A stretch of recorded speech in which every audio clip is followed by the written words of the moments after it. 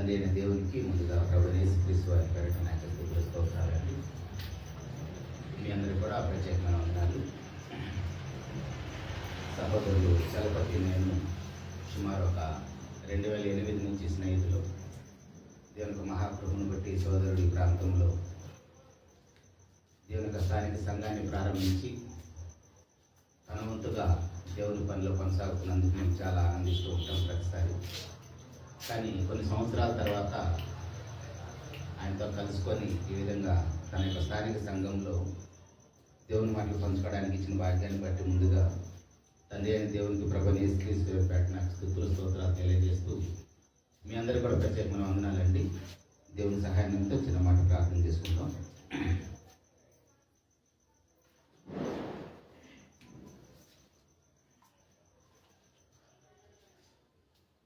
మహిమలోకంలో ఉన్నత సింహాసనం ముందు ఆసీనమైన మా దేవ, మీకే స్తుతులు స్తోత్రాలైనా అందరినీ కూడా తండ్రి పరిశుద్ధాత్మ సహాయంతో నడిపించడం నేను అల్పుడనైనా నేను మరొకసారి మీ సర్వ సమాజం ఎదుట నిలబడి మీ మాటలు పంచుకోబోతున్న తండ్రి, మంచి వాక్శక్తిని అనుగ్రహించిన తండ్రి, విని ప్రకటించి మమ్మల్ని మేము మోసపుచ్చుకోకుండా మా జీవితాలు తండ్రి ప్రతి నిత్యము వాక్యపు వెలుగులో సరిచేసుకున్న కృపను అనుగ్రహించమని ప్రార్థించి అడిగి వేడుకుంటున్నాము తండ్రి.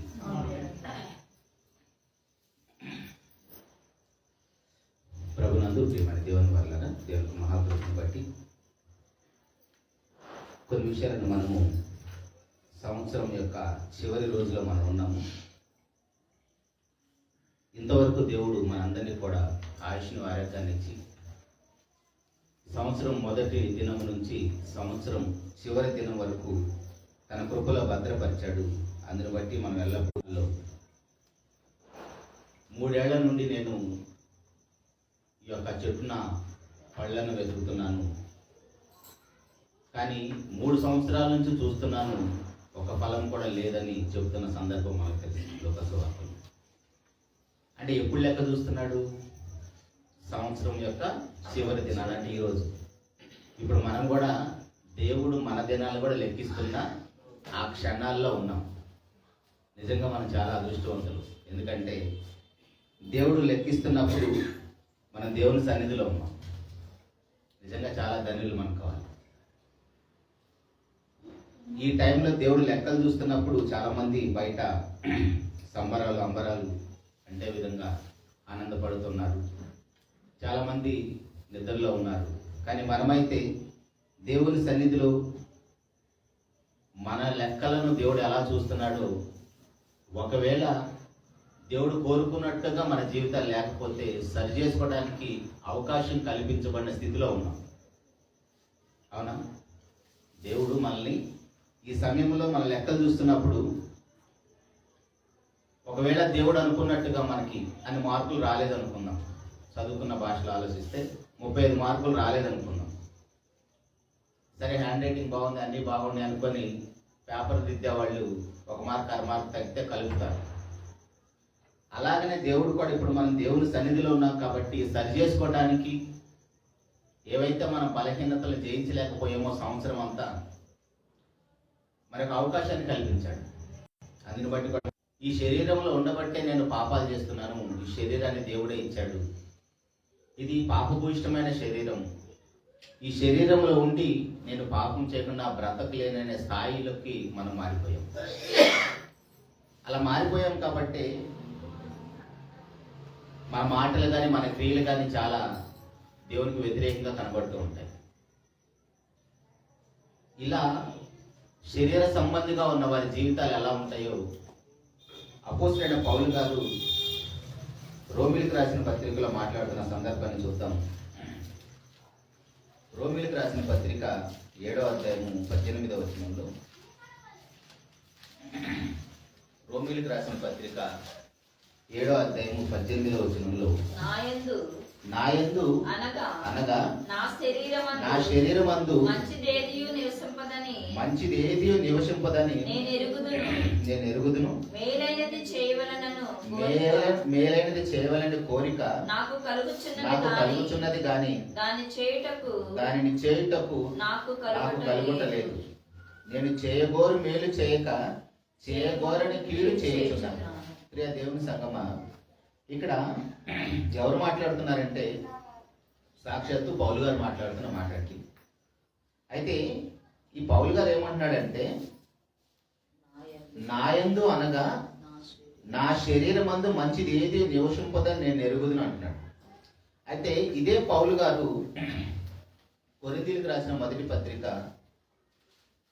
11వ అధ్యాయము 1వ వచనంలో, కొరింథీయులకు రాసిన మొదటి పత్రిక 11వ అధ్యాయం 1వ వచనంలో పౌలు గారు మాట్లాడుతున్నమాట, నేను క్రీస్తును పోలి నడుచుకొనుచున్న ప్రకారము మీరును నన్ను పోలి నడుచుకోండి అంటున్నాడు.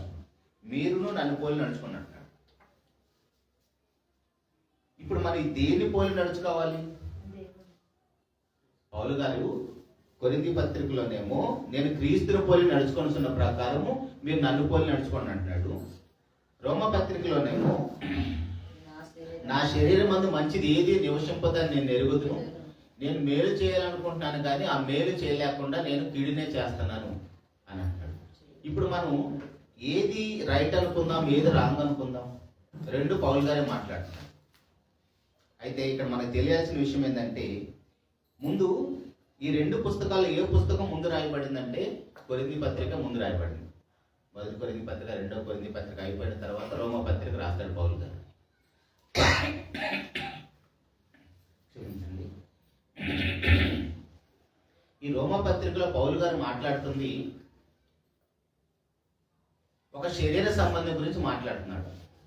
ఒక శరీర సంబంధం గురించి మాట్లాడుతూ అది తన మీద పెట్టుకొని మాట్లాడుతున్నాడు. మనకు అర్థం అవటానికి అప్పుడప్పుడు దేవుని సేవకులు కానీ కొంతమంది పెద్దలు కానీ కొన్ని విషయాలు మాట్లాడితే ఎలా మాట్లాడతారంటే, ఒక తాగుబోతు కానీ ఒక తిరుగుబోతు గురించి మాట్లాడుతూ, నేను ఇలా తాగటం వలన నా కుటుంబం ఏమైపోతుంది, నా భార్య పిల్లలు ఏమైపోతారని మాట్లాడుతూ ఉంటారు. అంటే అతను తాగుబోతేనా, తాగేవాడి స్థితి ఇలా ఉంటుందని చెప్పే ప్రయత్నం చేస్తాడు. అదేవిధంగా ఇక్కడ పౌలు గారు కూడా రోమపత్రిక ఏమని మాట్లాడుతున్నాడంటే 7వ అధ్యాయంలో, నాయందు అనగా నా శరీరం మందు మంచిది ఏది నివసింపదని నేను ఎరుగుదునని చెప్తున్నాడు. ఇంతకీ ఆయన మాట్లాడుతుంది ఎవరి గురించి అంటే, మన పైనుంచి చదివితే 14వ వచనం నుండి, ధర్మశాస్త్రము ఆత్మ సంబంధమైన నేను ఎరుగుదుము, అయితే నేను పాపములకు అమ్మబడి శరీర సంబంధినై ఉన్నాను. ఎలయనగా నేను చేయనది నేను ఎరుగను, నేను చేయ నిశ్చయించున్నది చేయక ద్వేషించినదే చేయించున్నాను. అంటే ఇక్కడ పౌలు గారు మాట్లాడుతున్న మాట ఎవరి గురించి మాట్లాడుతున్నాడంటే, ఎవరైతే శరీర సంబంధిగా పాపమునకు అమ్ముడుపోయారో, శరీర సంబంధిగా పాపమునకు అమ్ముడుపోయారో వారి స్థితి ఎలా ఉందంటే, వారి శరీరం అందు మంచిది ఏది నివసింపదంట. ఆలోచించండి. ఇప్పుడు మనం కూడా శరీరంలోనే ఉన్నాం కదా. ఇప్పుడు మనం శరీర సంబంధమా ఆత్మ సంబంధమా? ఒకసారి ఆలోచించుకుందాం. ఇప్పుడు మీలో ఎంతమంది బాప్తీసం తీసుకొని ప్రభు రక్తంలో పాపాలు కడుక్కున్నాడు నాకు తెలియదు, కానీ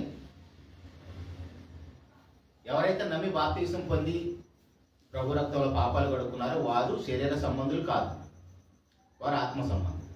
అయితే శరీర సంబంధులకి ఆత్మ సంబంధులకి తేడా ఏంటో సహోదరులు మీకు చెప్తారు. ఇప్పుడైతే మనము శరీర సంబంధిగా ఉన్న అతను తన జీవితం ఎలా ఉందంటే, తన శరీరం మందు మంచిది ఏది నివసింపట్లేదంట. అలా మాట్లాడుతున్నప్పుడు మనకేం అర్థమవుతుంది? అసలు మన శరీరమే మంచిది కాదేమో అనే డౌట్ వస్తుంది. కానీ దేవుడు తన స్వరూపాన్ని తన పోలికనిచ్చేసి మనల్ని కలుగు చేసిన సందర్భం మనకు తెలుసు. ఆదికాండం 1:26. దేవుడే సాక్షాత్తు తన స్వరూపాన్ని తన పోలికనిచ్చేసి తనకు అనేక మంది పిల్లలు కావాలని తల్లి గర్భం మనకు అవయవ నిర్మాణాన్ని చేసి తన స్వహస్తాలతో చేసిన అవయవము మంచిది కాదా? 100% చాలా మంచిది. ఎందుకంటే ఆదికాండం 1వ అధ్యాయం చివరి వచనాన్ని చూస్తేనే మనము సృష్టినంతా కూడా దేవుడు కలుగు చేసిన తర్వాత అది చాలా మంచిదని చెప్పాడు. సృష్టినంతా దేవుడు చేసిన తర్వాత చాలా మంచిదని చెప్పాడు.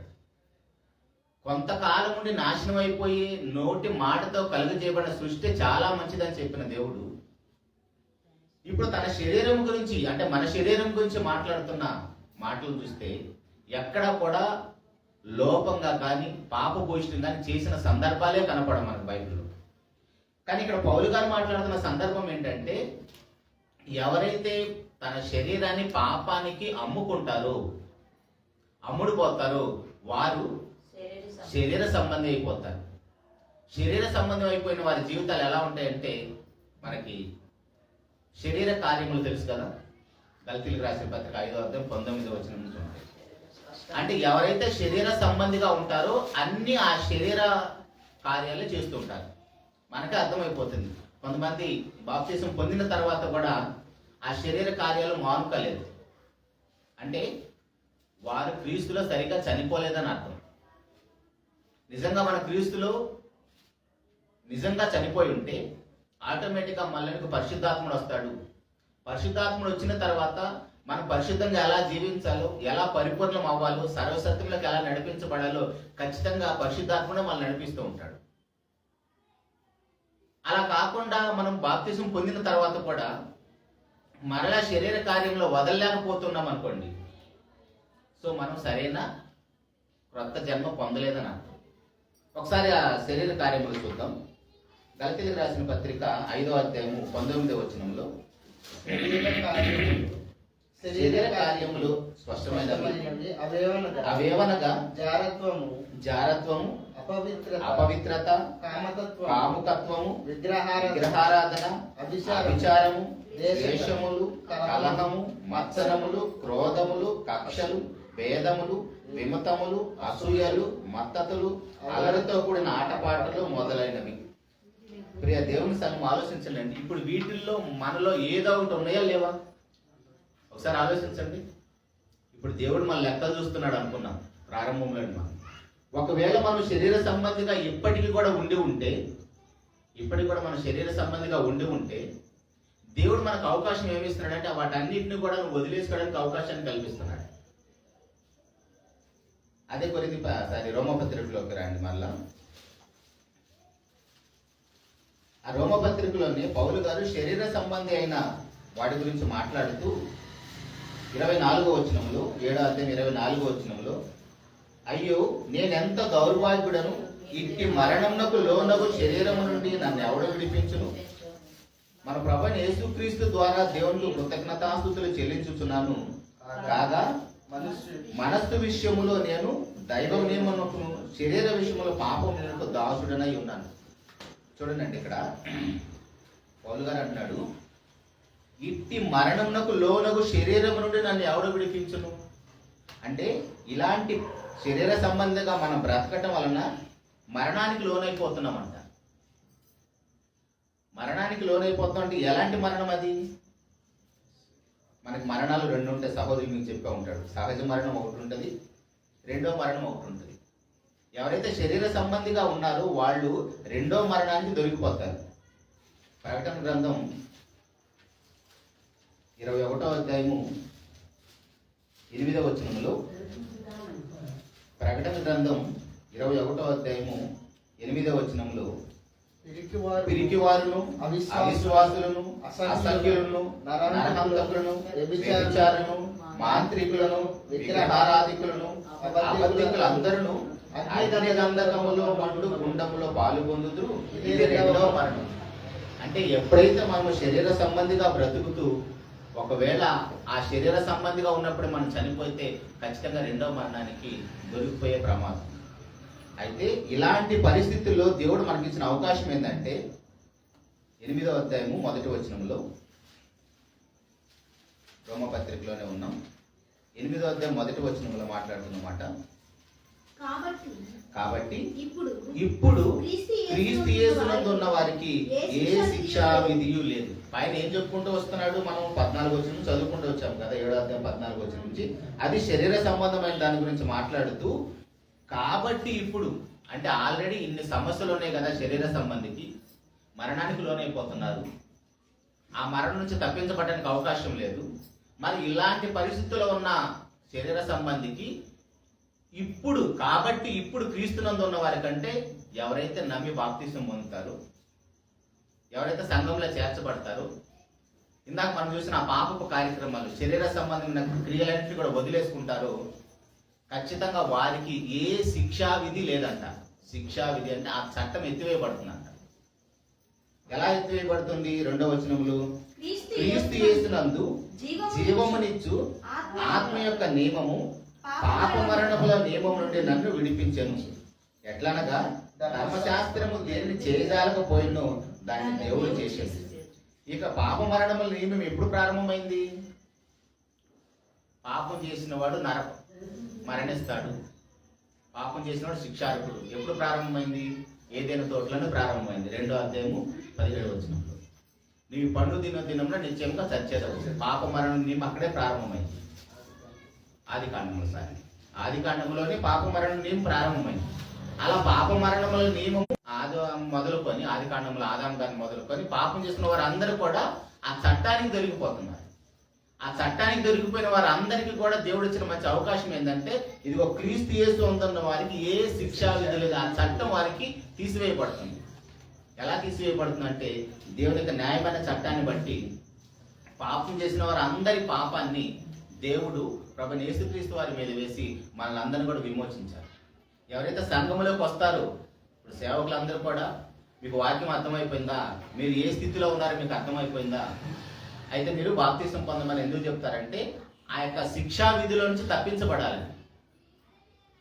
ఇప్పుడు మనకు కూడా అర్థం కావాల్సిన విషయం ఏంటంటే, నేను నిజంగా పాపంలో ఉన్నానా లేదన్న విషయం మనకు అర్థం కావాలి.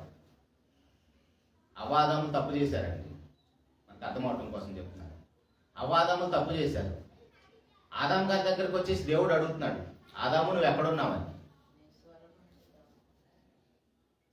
ఎక్కడున్నావంటే ఆయన స్వరం వినేసి దాక్కోవటం ఏంటి? ఆదాం గారు ఎక్కడున్నాడు? దేవుడు ఎక్కడున్నాడు? ఇప్పుడు ఆదాం గారు పండు తిన్న సంగతి కానీ, భార్య ఇస్తే తిన్న సంగతి కానీ ఇవన్నీ దేవుడికి తెలియదా? మరి తెలిసి కూడా ఎందుకు అడుగుతున్నాడు? తెలిసి కూడా ఎందుకు అడుగుతున్నాడు అంటే, నీ యొక్క స్టేటస్ ఏంటో నీకు తెలియాలి. ఈ రాత్రి కాలంలో మన పరిస్థితి కూడా, మన స్టేటస్ ఏంటో, మన యొక్క స్థితి ఏంటో మనకు తెలియాలి. అక్కడ ఆదాం గారిని ఎందుకు ప్రశ్నిస్తున్నాడంటే, నువ్వు చెట్టు చాటం దాక్కుంటే నాకు కనపడవని కాదు, లేదు నువ్వు పండు తిన్న సంగతి నాకు తెలియదని కాదు. దేవుని యొక్క ఉద్దేశం ఏంటంటే, నువ్వు పాపములో ఉన్న సంగతి నీకు తెలియాలి. ఒప్పుకున్నాడా? ఒప్పుకుంటాడని అడిగాడు. తను చేసిన, ఇప్పుడు దేవుడు అడిగితే చెబుదామని ఫస్ట్ ఏమో ఆదాం గారి కంటే, అవ్వగారి కంటే ముందు ఆదాం గారి దగ్గరికి వెళ్ళేసి అడుగుతారు. తిమోతి పత్రికలో మనకు తెలుసు ఆ విషయం. కానీ అక్కడ పండు తినలేదు, ఎంత మోసం చేసినా సరే. కానీ ఇక్కడ ఎప్పుడైతే భార్య చెప్పిందో, యోబు గారు చెప్తాడు, కుటుంబ యొక్క తిరస్కారానికి భయపడి ఆదాం గారు పండు తినేశాడని. భార్యకి భయపడి. మళ్ళా కుటుంబాల్లో కూడా పరిస్థితి అలానే ఉంటుంది. ఎందుకు ఏమితో గొడవ, ఆమె చెప్పిన మాట వినేద్దాం అనుకుంటారు పురుషులు. అలా వింటాం మంచిదే, తప్పేం కాదు. కానీ ఇక్కడ ఆదాం గారు పాపం చేసే విషయంలో విన్నాడు, అలా వినకూడదు. అందుకని అక్కడ అవాదంతో డైరెక్ట్ గా దేవుడు వచ్చేసి అడుగుతున్నాడు, నువ్వు ఎక్కడున్నావంటే చెట్టు చాటును దాక్కున్నాను కాదు చెప్పాల్సిన సమాధానం. నేను పాపంలో ఉన్నాను తండ్రి అని దేవుని పాదాల మీద పడిపోయింటే పరిస్థితి ఎలా ఉండేది? క్షమించబడేవాడు. చెట్టు ఎంత పెద్దగా ఉంటుందండి? చెట్టు చాటును దాక్కున్నాం అనుకోండి, ఎంత పెద్దగా ఉంటుంది చెట్టు. దేవుడు ఎక్కడి నుంచి చూస్తున్నాడు? ఆకాశ మహాకాశాల పైన దేవుడు ఉన్నాడు కదా, అక్కడి నుంచి చూస్తుంటే మన చెట్టు చాటును దాక్కుంటే కనపడకుండా ఉంటామా? ఎప్పుడైతే మన పాపం చేస్తాం మనకు భయం ఏర్పడిపోతుంది, అప్పుడు మన ఆలోచన విధానం కూడా సరిగ్గా ఉండదు. కానీ దేవుడు అలాంటి పరిస్థితుల్లో ఉన్న మనలందరినీ కూడా అవకాశాన్ని కల్పిస్తూనే ఉన్నాడు. ఇక్కడున్న మన అందరి వయసును ఆలోచించండి. నేను చర్చిలోకి వచ్చి కూర్చున్నప్పటి నుంచి పెద్దాన్ని గమనిస్తున్నాను, బైబిల్ చాలా చిన్నగా ఉంది, కళ్ళజోడు లేదు, చక్కగా బైబిల్ చదువుతూ ఉన్నాడు. వచ్చినప్పటి నుంచి నేను ఆయనే చూస్తున్నాను. నిజంగా ఎంత ఆరోగ్యం అని కావాలి? తలంతా పండిపోయిందంటే సుమారు 50 పైన ఏజ్ ఉంటుంది. అంత ఏజ్ లో కూడా అంత చిన్న బైబుల్ని చక్కగా చదువుతూనే ఉన్నాడు. నిజంగా నేను మనసులో దేవుని స్తోత్రం చెప్తూ ఉన్నాను. అంటే ఇప్పుడు మన పరిస్థితి అలా లేదు. దేవుడిచ్చిన ఆయుష్ అయిన ఆరోగ్యమైన అది దేవుని పని నిమిత్తం. ఇందాక మనం చూసిన ఆ శరీర కార్యములన్నీ మనం మానుకొని పరిశుద్ధమైన జీవితాన్ని జీవించాలని దేవుడు మన ఆయుష్ను పొడిగిస్తూనే ఉన్నాడు. ఇదిగో 3 ఏళ్ల నుంచి నేను ఈ యొక్క చెట్టు నా ఫలాలు ఎత్తుకుతున్నాను, అయినా ఫలాలు రావట్లేదంటే ఈ నేల ఎందుకు వ్యర్థమైపోవాలని ఈ రాత్రి నరికేసే ప్రమాదం ఉంది. మనం ఆ స్థితిలో ఉన్నాం. ఇప్పుడు మనం చదివిన వాక్య పట్టణంలో కూడా మీరు ఫలించటం వలన మీ తండ్రి మహిమపరచబడుతున్నాడు అంటాడు. మనం ఎలా ఫలిస్తాము? అవ్వ ఆదాములు ఫలించమని దేవుడు దీవించాడు. ఎలా ఫలించమన్నాడు వాళ్ళని? భూమిని నిండించే విధంగా పిల్లల్ని కనమని చెప్పాడు. అలా ఫలించారు. ఓకే. ఇప్పుడు ఇక్కడ యోహాను సువార్త 15వ అధ్యాయం 8వ వచనంలో మీరు బహుగా ఫలించడం వలన దేవునికి మహిమ వస్తుంది. ఎలా ఫలించాలి మనము? అదే గలతీలకు రాసిన పత్రిక 5వ అధ్యాయము 22వ వచనంలో, గలతీలకు రాసిన పత్రిక 5వ అధ్యాయం 22వ వచనంలో,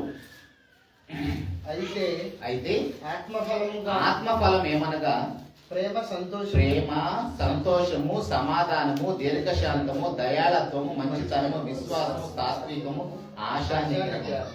అంటే ఈ 9 ఫలాలతో మనం ఫలిస్తే అప్పుడు దేవునికి మహిమ వస్తుంది. నిజానికి మనం మాట్లాడితే ఈ ఫలాల్లో ఫస్ట్ ఫలం ఏంటండి? 9 ఫలాలు కాదు, అన్ని కలిపి ఒకటే ఫలం. ఈ ఆత్మ ఫలంలో మొట్టమొదటి ప్రేమ. మనం ఆ ప్రేమలోనే ఫెయిల్ అయిపోతాం. ఆలోచించండి, నిజంగా మన అందరిలో దేవుడు కోరుకున్న ప్రేమ ఉందా? ఒకసారి వ్యక్తిగతంగా పరిశీలన చేసుకోండి. ఎవరికి వాళ్ళం మనం. అది అర్థం అవ్వాలంటే, అలాంటి ప్రేమ ఉందో లేదో మనకు తెలియాలంటే యోహాను సువార్త, మొదటి యోహాను పత్రిక 4వ అధ్యాయము, మొదటి యోహాను పత్రిక 4వ అధ్యాయము 19వ వచనములో,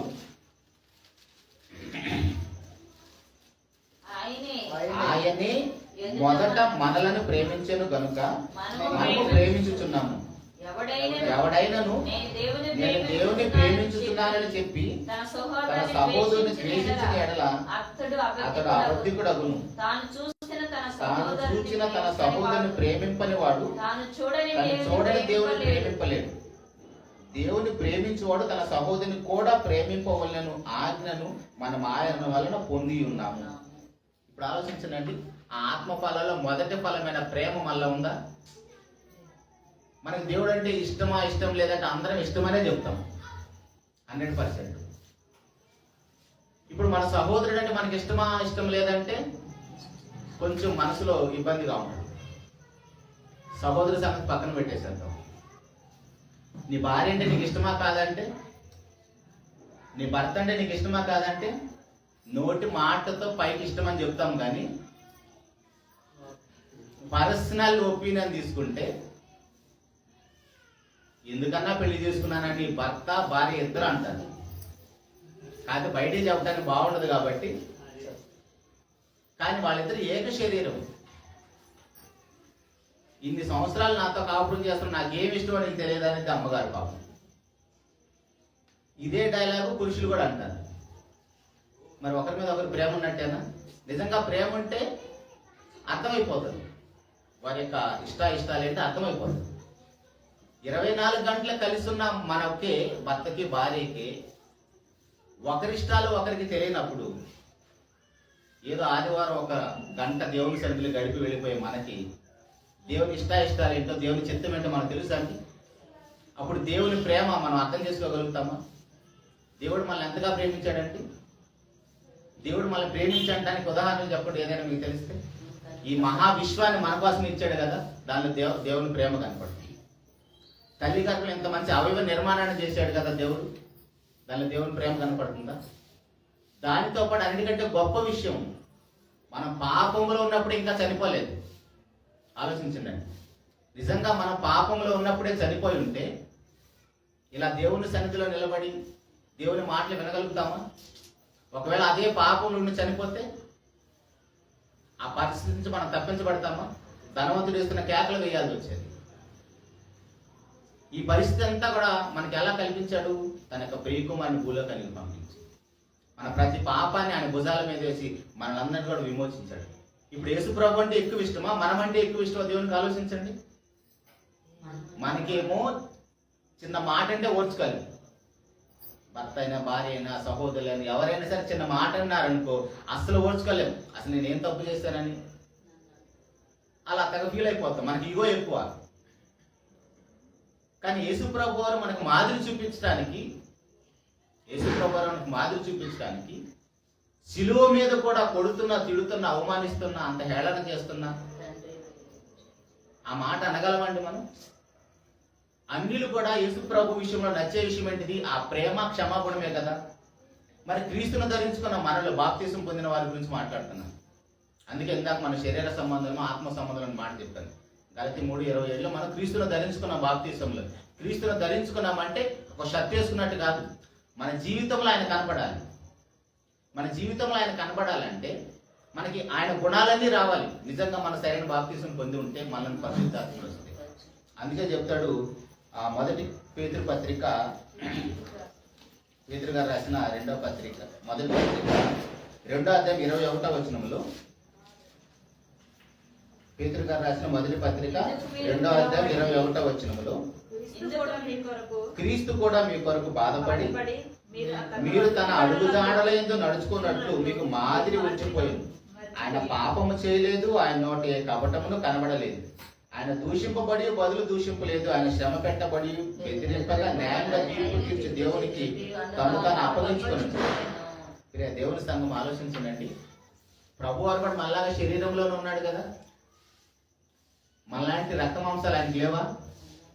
మనలాంటి కోపతాపాలు ఆయనకి ఏం లేవా? మరి ఎందుకు ఆయన అంతగా ఓర్చుకున్నాడు?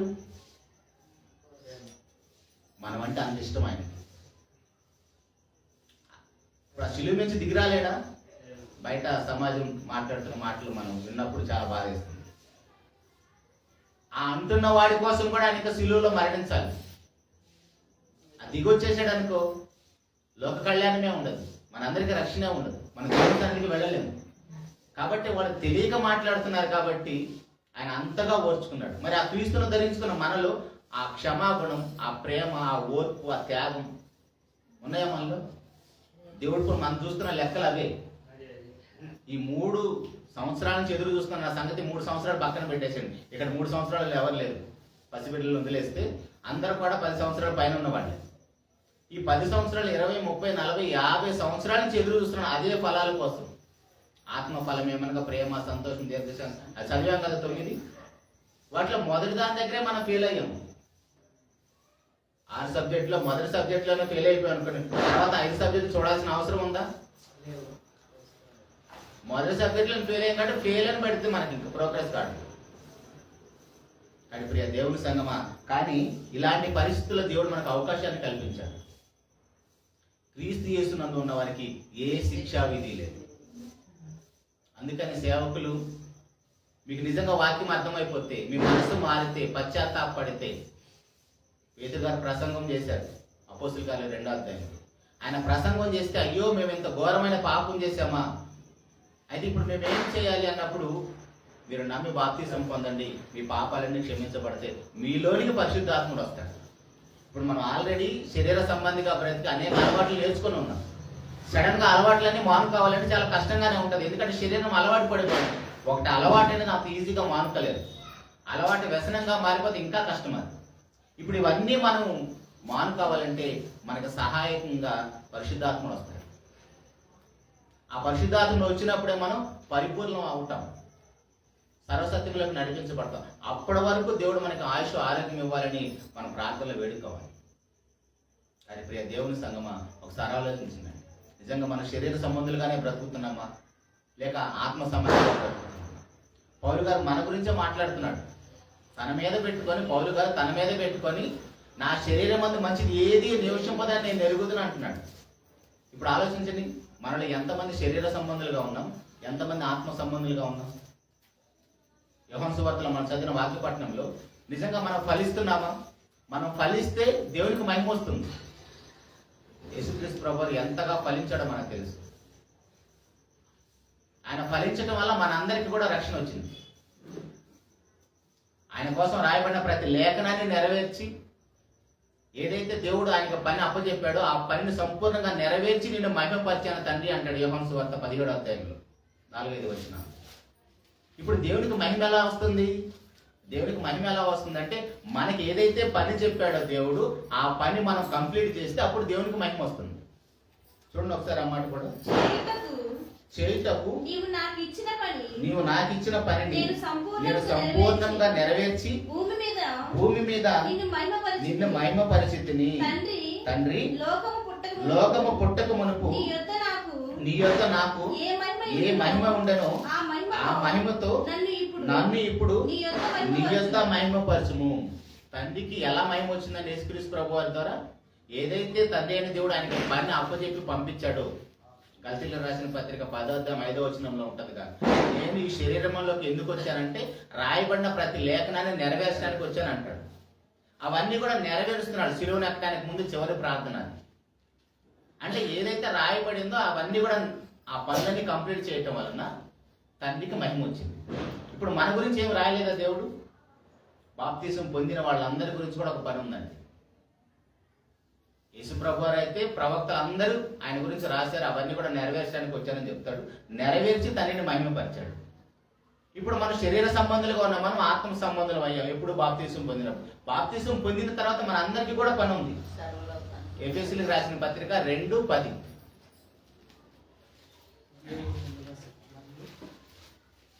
ఎఫెసీయులకు రాసిన పత్రిక 2:10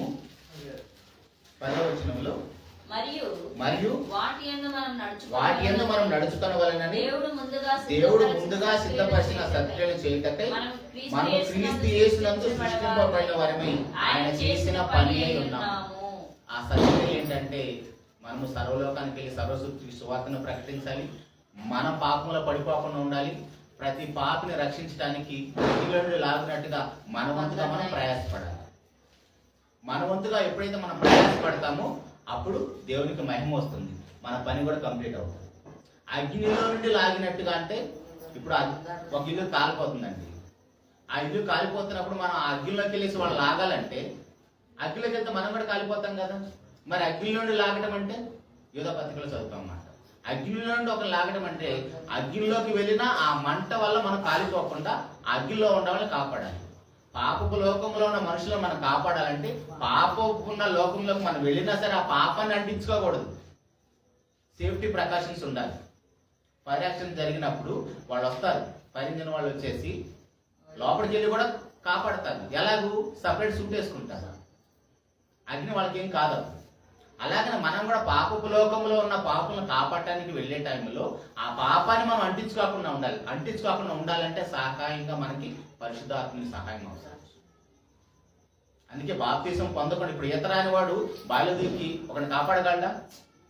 వాడికి కూడా ఈత వచ్చి ఉండాలి. ఇప్పుడు పరిశుద్ధాత్మ సహాయంతో దేవుని యొక్క శక్తి, దేవుని యొక్క కృప మన మీద ఉంటే మనం పాపంలో ఉన్న వాడిని కాపాడగలుగుతాం. ఇప్పుడు మనకే దేవుని సహాయం లేదనుకోండి, మనం ఏం కాపాడతాం? సో బాప్తిసం పొందిన వాళ్ళకి ఎన్ని మేలు ఉన్నాయో చూడండి. మనం ఒంటరిగా ఏం చేయలేము. మనం ఒంటరిగా ఏం చేయలేనప్పుడు దేవుని సహాయం మనకు ఖచ్చితంగా అవసరం.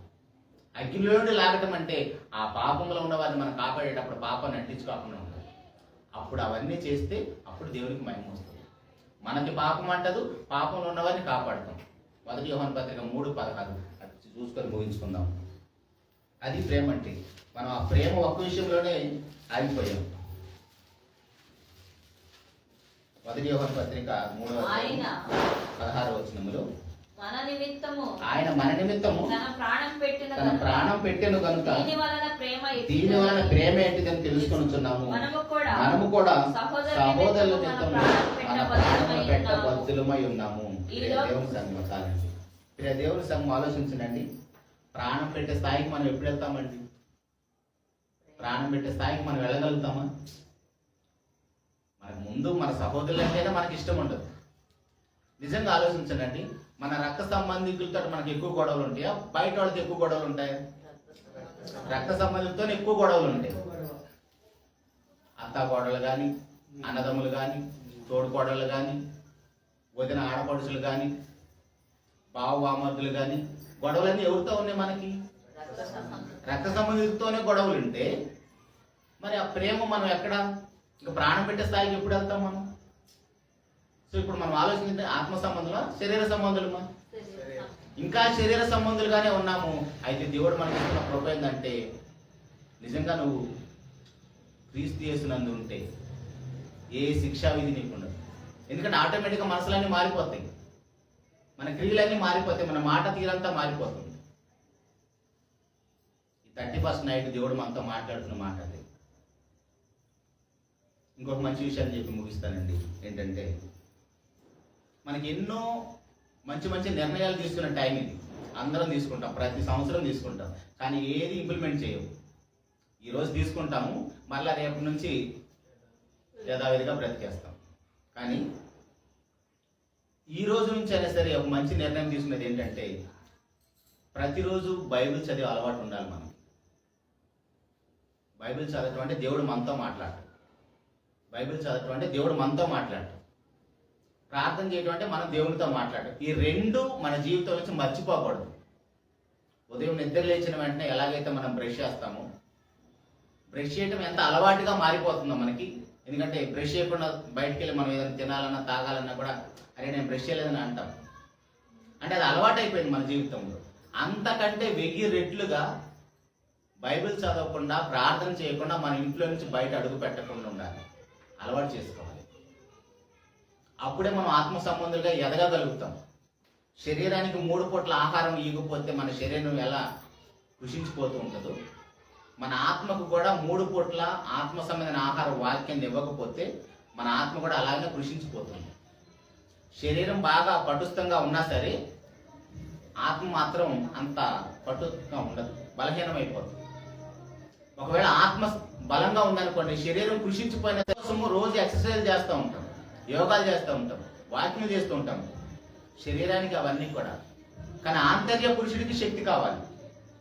అది ఎలా వస్తుందంటే వాక్యం ద్వారా వస్తుంది. సో ఈ రెండింటిని మిస్ అవ్వద్దు. ఈ రెండింటిని మనం మిస్ అవ్వకుండా ఉంటే ఖచ్చితంగా మనం ఆత్మ సంబంధులుగా బ్రతుకుతాం. అప్పుడు మన పట్ల ఎవరు ఎలాంటి మాటలు మాట్లాడినా సరే క్షమించే గుణం వస్తుంది. ఎందుకంటే ఆ వాక్యం మళ్ళీ పనిచేస్తూ ఉంటుంది. వాక్యం అనేది ఔషధం అండి, మందు. ఆ మందు మనము ప్రతి రోగానికి టాబ్లెట్స్ వాడతాం కదా. ఏ రోగానికి మనం టాబ్లెట్ అయితే ఆ రోగం పోతుందా? మరి చెడు వ్యసనాలు, శరీర సంబంధమైన క్రియలని మనం చదివాం కదా గల్తీ పత్రికలో. అవన్నీ ఒక్కరోజైనా మిస్ అవుతారా? ఒకవేళ మర్చిపోయి ఊరెళ్ళినా సరే పక్కన ఎవరి దగ్గర తీసుకుని వేసుకుంటారు. ఎందుకు? అది వేసుకోకపోతే ప్రమాదం అయిపోతుంది, చచ్చిపోతామని భయం. ఏమంటే శరీరము చచ్చిపోతుందని ఎంత భయపడుతున్నాం మనము, మరి ఆత్మ రోజు వాక్యాన్ని ఆహారం ఇవ్వకపోతే అది కూడా చచ్చిపోతుందండి. కానీ ప్రియ దేవుని సంగమా, మనం ఆత్మ సంబంధంలో బలంగా ఉండి దేవుడు కోరుకున్నట్లుగా పరిపూర్ణమై ఆయన లోకానికి వెళ్ళాలని మనస్ఫూర్తిగా కోరుకుంటున్నాను. ఆ కృప తండ్రి దేవుడు మనకు అనుగ్రహించాలని మనస్ఫూర్తిగా కోరుకుంటూ ఈ మాటలు ముగిస్తున్నాను. చిన్న మాట ప్రార్థన చేసుకుందాం. మహాపరిశుద్ధుడు అని మా ప్రియ పరలోకపు తండ్రి, పరిశుద్ధమైన ఘనమైన మీ నామానికి వేలాది స్తుతులు స్తోత్రాలు. ఎంతవరకు మమ్మల్ని ప్రేమించి మీ కృపలో భద్రపరిచి, కొన్ని విలువైన మాటలతోనైనా మమ్మల్ని హెచ్చరించి బలపరిచి, ఏదైతే మాకు లోపాలుగా ఉన్నాయో, ఏదైతే మాకు బలహీనతలు వ్యసనాలు ఉన్నాయో అవన్నీ కూడా శరీర సంబంధులకు ఉన్నాయని, నిజంగా మాలో ఎవరైనా శరీర సంబంధులుగా ఉంటే ఈ రాత్రి తండ్రి మీకు వాక్యపు వెలుగులో మాకు ప్రతి లోపాన్ని ఒప్పుకుంటూ మీ పాదాలు ఎదుగుతున్నాయన ఆ బలహీనతలు జయించటకు పరిశుద్ధాత్మ సహాయం అందరికి అనుగ్రహించమని, మీ బిడ్డలు తండ్రి ఎవరైతే ఆ బలహీనతలు జయించలేకపోతున్నారో వారికి తండ్రి పరిశుద్ధాత్మ సహాయంతో ఆ బలహీనతలు జయించటకు అనుగ్రహించండి. నేను మీ బిడ్డలు ప్రతిరోజు నాయన మీకు ప్రార్థన చేస్తూ మీ మాటలు వింటూ ప్రకటిస్తూ దినదినము తండ్రి బలపరచబడి కృపను అనుగ్రహించండి తండ్రి. ఈ సమయంలో తండ్రి వాక్యం మీ బిడ్డలందరి విషయం ప్రార్థిస్తున్నాను. మీకు ఇబ్బంది ఉంటే పరిష్కారం చూపించండి నాయన. అనారోగ్య సమస్యలతో ఉంటే మీకు దగలస్తాలతో ముట్టి నేను ఇక స్థానిక సంఘాన్ని నడిపిస్తారు. మీకు కుమారుడు చలపతి గారిని బట్టి మీకు స్తోత్రాలు అందించిన భార్యను బట్టి కుమారుని బట్టి స్తోత్రాలు. కుటుంబం అంతా కలిసి ఆయన మీ పని చేయడానికి సిద్ధపడి ఉండగా తండ్రి మీ కొడుకులు బిడ్డలు నడిపించండి. వారికి కావాల్సిన పరిశుద్ధాత్మ సహాయాన్ని అనుగ్రహించండి. స్థానిక సంఘానికి ఏ మాటలు అవసరమో అంతే గొప్పగా తండ్రి వాక్యాన్ని బోధించడం మీ కుమారుని నడిపించండి. ఇప్పటి వరకు తన ఈ సంఘం ద్వారా జరిగిన ప్రతి కార్యక్రమాన్ని బట్టి మీకు స్తోత్రాలు చెల్లించండి నాయన. యొక్క పాత జీవితం అంతా కూడా తన్ని పాత సంవత్సరం అంతా కూడా మీ కృపలో భద్రపరిచి, మాకు ప్రతి బలహీనతలు, మాకు ప్రతి పాపాన్ని మీ కృపలో క్షమించి ఇంతవరకు మమ్మల్ని కాపాడుకుంటూ వచ్చిన మీ ప్రేమను బట్టి స్తోత్రం తండ్రి. ఈ చిత్తమంది తండ్రి రేపటి దినం చిన్న ఆయన నూతన సంవత్సరంలో అడుగు పెట్టడానికి మీరు ఇచ్చిన భాగ్యాన్ని బట్టి కూడా స్తోత్రం నాయన. గొప్ప గొప్ప నిర్ణయాలతో తండ్రి నూతన సంవత్సరంలో అడుగు పెడుతున్న మేము ఆత్మ సంబంధులుగా బ్రతికి అనేక మందిని తండ్రి అగ్గి నుంచి లాగి మంచి సైనికులాగా మేము బలపడటకు హృదయ వాక్యాన్ని నింపుకొని పరిశుద్ధాత్మ సహాయంతో మేము పాపంలోకి వెళ్ళిపోకుండా తండ్రి కొందరైనా రక్షించే బాధ్యత కలిగి కొడుకుని అనుగ్రహించమని ఈ కార్యక్రమాలు ముగించుకుని తండ్రి మా ప్రాంతాలకు వెళ్తుండగా మరి మధ్యలో క్షేమాన్ని దయచేయమని ఈ చిత్తమైతే ప్రభు రాకడ ఆలస్యం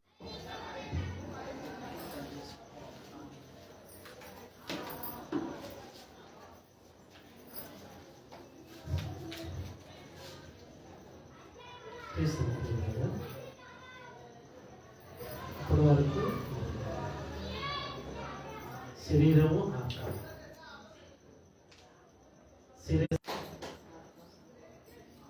ఆత్మ సంబంధాలు మన జీవితాన్ని మార్చుకోవాలి. ఈరోజు క్రైస్తవ ప్రపంచం మొత్తం ఎలా మారిపోయింది అంటే శరీర సంబంధాలుగానే మారిపోయారు.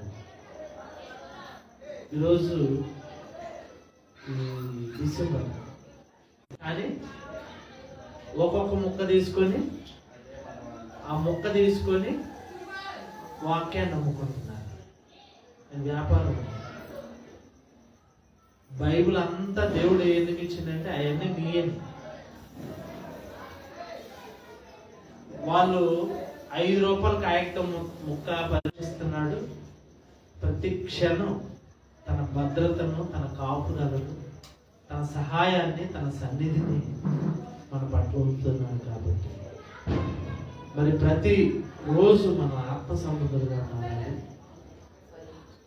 ఫలించి నాలో ఫలించాలి అంటున్నాడు. ఫలించే వారిగా మనం మారాలి. ఎలా మారాలి? ఫలించే వారిగా మారాలి. ఓకేనా? కేక్ కట్ చేసుకుందాం. మళ్ళీ ప్రోగ్రామ్ ఉంది కాబట్టి మరి ఎవ్రీగానే మనం చేసుకుందాం. మరి మన మధ్యలో ఉన్న బ్రదర్ చివరి ప్రార్థన ఆశీర్వాదంతో ఈ కార్యక్రమం ముగిస్తాడు. కేక్ కట్ చేసుకొని వెళ్తాడు. ఓకేనా?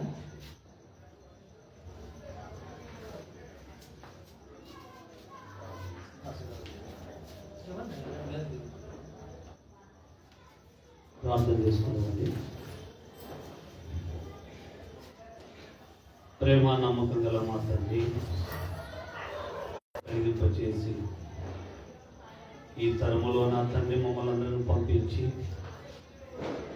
గడిచిన సంవత్సరములన్నింటిలో నుంచి నా తండ్రి మమ్మల్ని అందరినీ ఔషధం ఆరోగ్యం మనం మాకు అనుగ్రహింపచేసి ఈ రాత్రి కాల సమయంలో నాయన ఈ సన్నిధానములో ఆత్మ శరీరము గురించి నా తండ్రి ధ్యానించుడుకునైనా మీరు ఇచ్చిన ఈ గొప్ప భాగ్యాన్ని బట్టి మీకే స్తోత్రములు.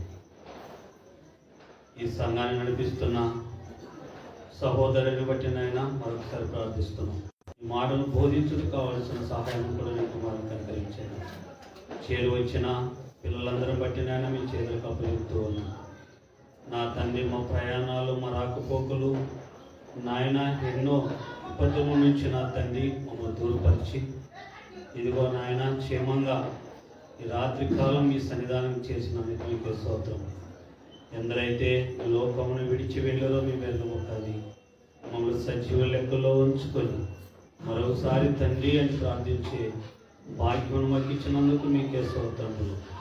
ముందున్న రోజుల్లో నా తండ్రి మీ మాటలను విని విడిచిపోయాను మీ చేతులు కప్పిచెప్తూ మా ప్రభును మా రక్షకుడైన యేసుక్రీస్తు నామములో ప్రార్థన అడిగి వేడుకుంటాం మా తండ్రి.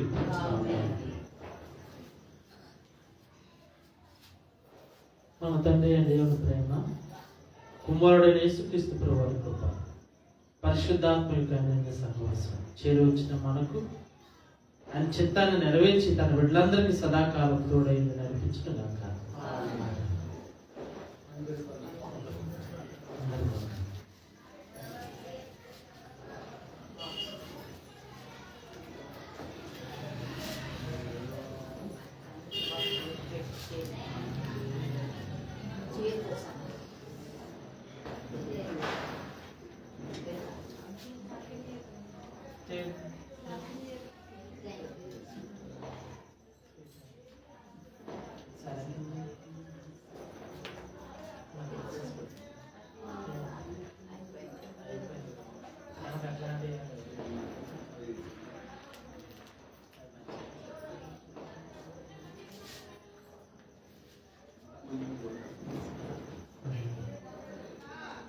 కనిపిస్తుంది ప్రియులారా. మరి స్వీట్ పంచుకొని మన వారందరికీ స్వీట్ పంచిస్తాం.